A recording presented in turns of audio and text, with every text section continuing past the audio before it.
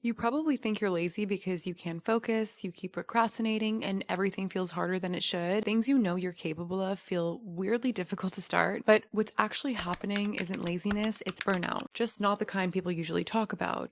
This kind of burnout doesn't come from doing too much, it actually comes from never letting your brain fully shut off. And trust me, I know this from experience because your mind is constantly taking things in. We've got notifications, we've got content, conversations, decisions. Even when you're resting, your brain is still running in the background. And over time, that constant mental noise makes it harder to focus, harder to start, and harder to follow through. And the most frustrating part is this: you're not avoiding things you don't care about, you're avoiding the things that you do care about.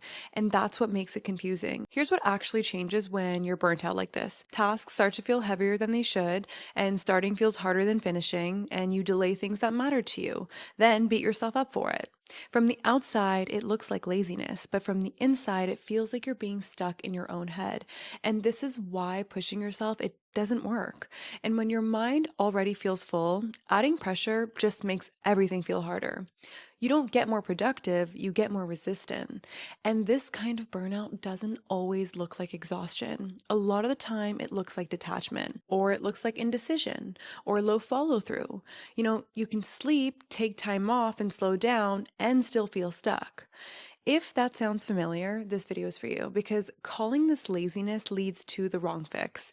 And I want to explain what's actually going on and what actually helps with forcing motivation. So, why doesn't this feel like being tired? Well, most people think burnout means being exhausted, like you can barely function and you need a break and you're physically drained. But this kind of burnout feels different. You're not necessarily tired, you just can't start. You can scroll for an hour, but opening your laptop feels overwhelming. You can think about what you should do all day, but actually doing it feels like too much. That's not because you don't care, it's because starting requires focus, decisions, and mental effort. And your brain is already overloaded, so it takes the path of least resistance. Not because it's lazy, because it's trying to protect itself. This is why you still want progress. You still think about your goals. You still feel frustrated that you're not moving. But the second that action is required, your mind pushes back. And because that resistance feels internal, you assume it's a discipline issue. It isn't. It's your brain saying, I don't have space for this right now. This also explains why resting hasn't fixed it. You may have stopped working, but your mind never really stopped processing, so nothing actually resets. Older burnout came from overworking your body. This burnout comes from constantly occupying your mind. And because it looks quieter, it's easy to miss and easy to blame yourself for it. Now, what does modern burnout actually look like? Well, this version of burnout isn't dramatic and it doesn't always involve breakdowns or crying spells or needing time off. It usually shows up in small, frustrating ways. So, you start things but struggle to finish, not because they're hard, but because staying focused feels heavier than it should. You overthink simple decisions. You put things off not because you don't care, but because choosing feels draining. There's also this emotional flatness, like you're not sad and you're not anxious, you just feel disconnected from your own momentum. Things that used to excite you don't really pull you in anymore. And then there's avoidance. Scrolling, background noise, rewatching the same content, not because it's fun, but because it doesn't ask anything from you. See, your brain chooses what feels easiest to tolerate. I've been here. I didn't feel exhausted, I felt detached. I still had ambition and I still wanted more. I just couldn't move the way I used to, and I kept telling myself I needed to try harder. Nothing was wrong with me. I was just mentally overloaded, and that's what people miss. This isn't about effort, it's about how much your brain is carrying. Now, why hasn't rest helped? Well, if you've tried resting and it didn't work, you're not broken. Most rest days today looks like stopping work while staying mentally engaged. You're still consuming content. You're still responding. You're still thinking about everything you're behind on. I'm guilty of this, okay? But your brain never really gets a break like this. So even when you're off, you don't actually feel restored. And that's why scrolling doesn't help. That's why passive rest feels unsatisfying. Your mind is still busy, just in a different way. There's also this idea that rest has to be earned, that you relax after you've done enough, and that keeps pressure running in the background. And when your brain feels watched or evaluated, it doesn't recover. I used to take time off and feel worse afterward, more guilty, more behind, more resistant, not because rest was bad, but because my mind never stopped. Real recovery happens when mental noise drops. So when fewer things are asking for your attention and when nothing needs to be decided or responded to just for a bit. Without that, rest stays surface level. You go on your phone, Instagram, TikTok. That's not called rest. So, what's actually causing this? Well, this isn't happening because you're bad at time management or lacking discipline.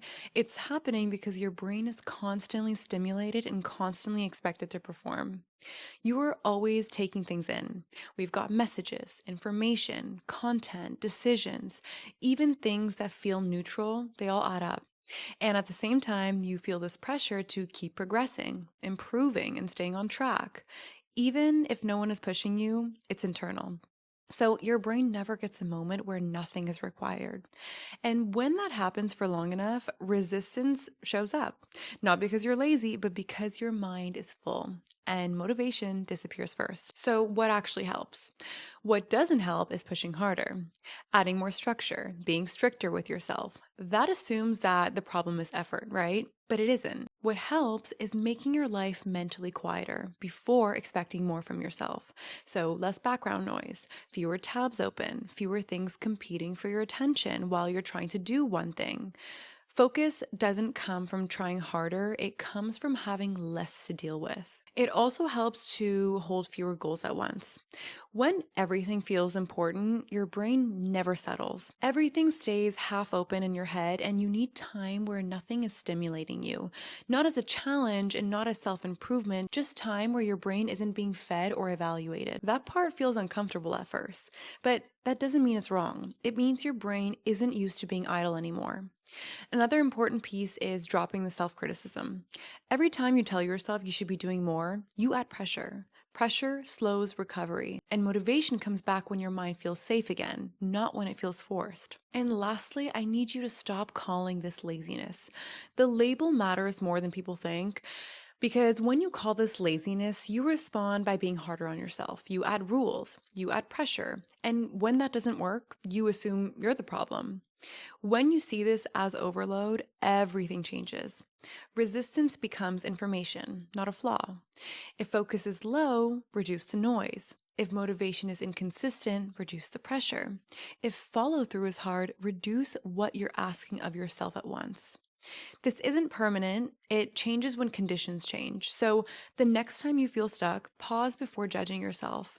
Ask what's filling your mind. Ask what hasn't had space to reset, and ask what can be removed instead of what needs to be added. You don't need to force productivity back. You just need to make it easier for action to happen. That is how momentum returns. Now, if this is your first video of mine, hi, I'm Parmis and I'm from Toronto. I left my 9 to 5 to pursue a business with my boyfriend. I've ended long-term relationships, went through burnout, anxiety, feeling completely lost. I've gone through friendship breakups, and I've had to rebuild my life from scratch. And now I make self-improvement videos for people who want to level up in a way that's grounded, feminine, and ambitious. If this helps you put language to what you've been feeling, the next video will matter to you as well. I break down why focus feels impossible right now and what's quietly draining your attention without you realizing it. So subscribe if you want grounded self-improvement that actually works, because that's what this channel is all about. I love you guys, and I'll see you next time. Bye.